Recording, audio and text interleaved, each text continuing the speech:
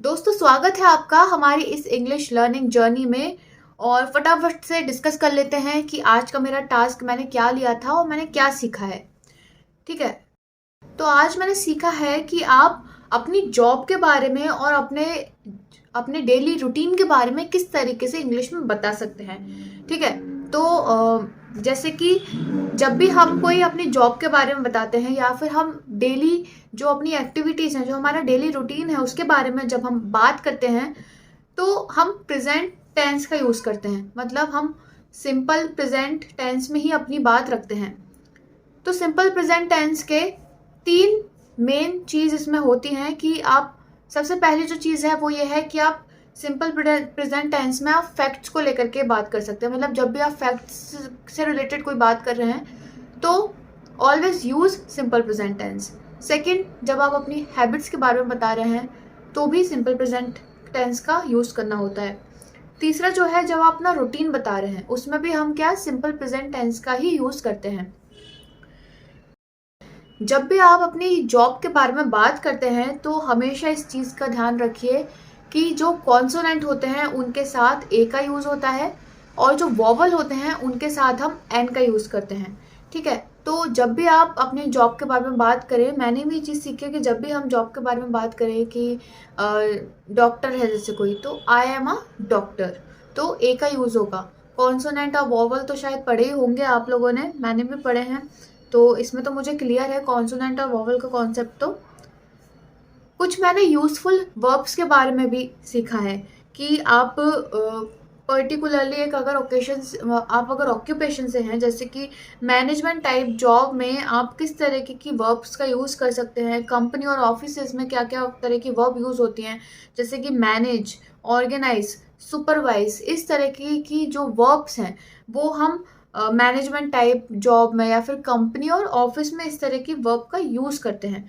वहीं अगर टीचिंग से रिलेटेड या केयरिंग टाइप की कोई जॉब है तो हम इसमें teach, train, help, look after, इन सब वर्ब का यूज़ करते हैं।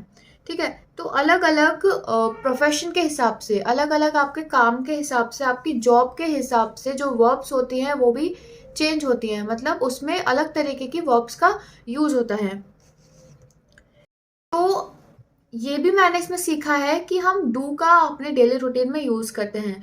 मतलब जैसे अगर मैं कोई हाउस वर्क करती हूँ तो मैं बोल सकती हूँ I do the house work, I do the gardening, I do the admin. ठीक है, तो हम डू में मतलब इस तरीके से हम डू का यूज़ करते हैं। और इसके अलावा हम मेक का कब यूज़ करते हैं, तो इस तरह की एक्टिविटीज़ में हम मेक का यूज़ करते हैं। जैसे कि मेक अपॉइंटमेंट्स, जब अपॉइंटमेंट्स वगैरह करवानी हो तो हम मेक का यूज़ करते हैं। फ़ोन कॉल्स के लिए हम मेक का यूज़ करते हैं, मेक फ़ोन कॉल्स। कॉफ़ी के लिए हम मेक का यूज़ करते हैं, मेक कॉफ़ी, मेक डिसीजन। तो ये इन सारी एक्टिविटीज़ के लिए हम मेक का यूज़ करते हैं।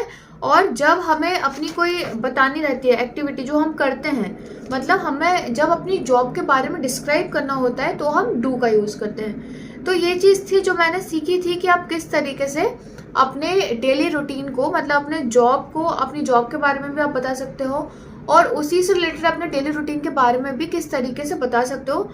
तो ये तो हो गई हमारे ग्रामर पोर्शन की बात, मतलब जो मैंने आज सीखा है। अब हम आते हैं वोकैब के पोर्शन में। तो वोकैब में मैंने आज लिए हैं 3 वर्ड्स, जिसमें से जो पहला मेरा वर्ड है वो है एंगेज। एंगेज होता है कि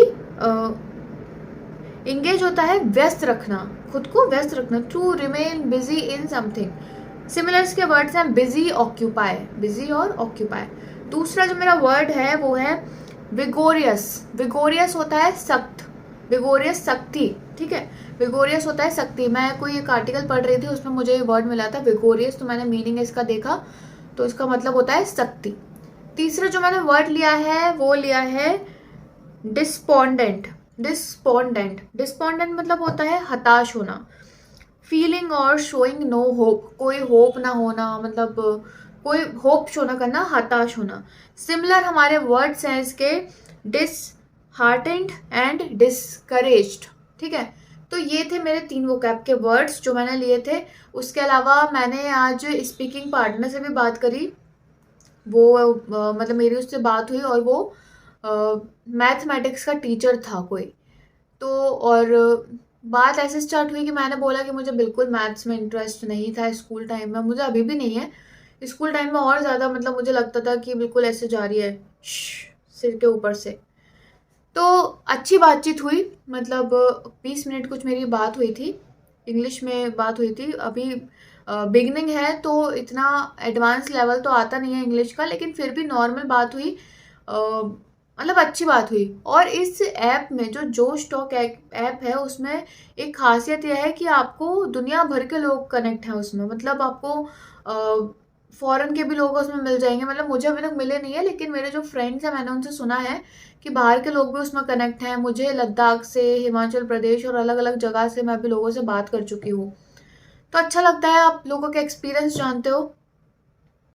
तो चलिए, ये तो हमारी हो गई स्पीकिंग की बात कि मैंने क्या आज स्पीकिंग में किया था। मैंने आपको अपना थोड़ा एक्सपीरियंस भी बताया कि मेरा कैसा एक्सपीरियंस था।